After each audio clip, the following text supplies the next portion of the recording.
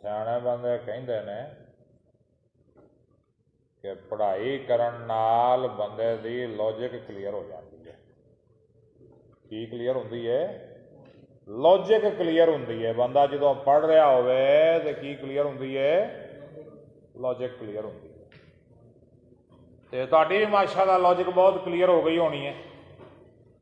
वो कहते ने कि एक पिंड दे कमियां दा मुंडा शहर चला गया तो बड़ी आला तलीम हासिल करके आया, बहुत ज़्यादा पढ़ के आया।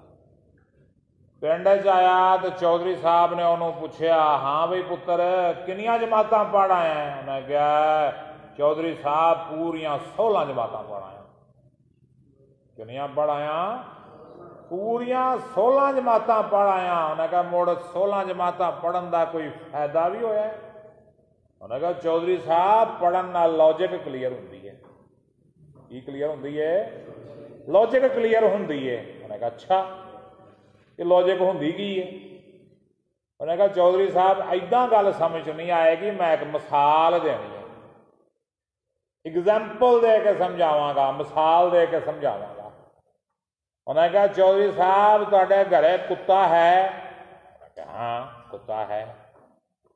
उन्हें कहा तुहाडे घरे कुत्ता होने का मतलब यह है कि तुहाडा घर वड्डा है, घर की हिफाजत वास्ते तुसीं कुत्ता रखिया। कुत्ता? अच्छा गल तो तेरी सही है, घर वड्डा है। उन्हें कहा घर वड्डा होने का मतलब यह है कि तुहाडे नौकर चाकर भी है। जाहिर है आप तो वड्डे घर की केयर नहीं करोगे ना तुसीं। क्या हो नौकर चाकर भी है। उन्हें कहा इसका मतलब यह आ कि तुहाडे कोल पैसा भी बहुत है, नौकरां नूं तनख्वाह कित्थों देनी है?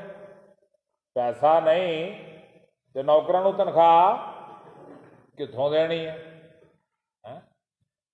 हाँ पैसा भी बहुत है।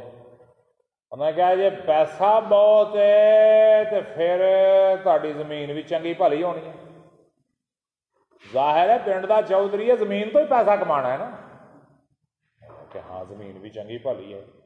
उन्हें कहा फिर तुहाडी जमीन ते फसल भी चंगी होंदी होनी है। फसल अच्छी होएगी तो उन्होंने वेच के पैसा आएगा ना। हाँ। उन्हें कहा इनका मतलब यह है कि तुहाडे नाल मां दियां दुआवां ने।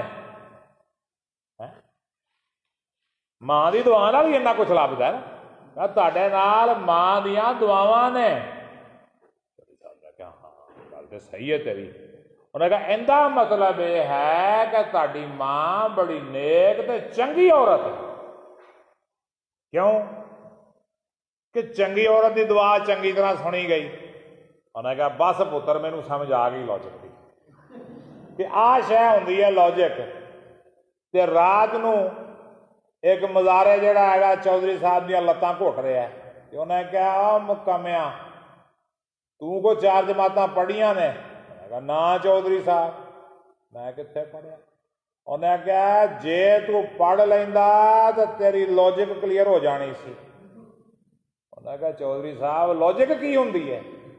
मैं समझाऊना तेनों लॉजिक, पर इदा समझ नहीं आनी, मिसाल नाल समझाऊना। चल समझा। उन्हें कहा कामिया दस तेरे घर कुत्ता है? नहीं चौधरी साहब। जा किसी भैड़ी मां दिया पुत्रा ते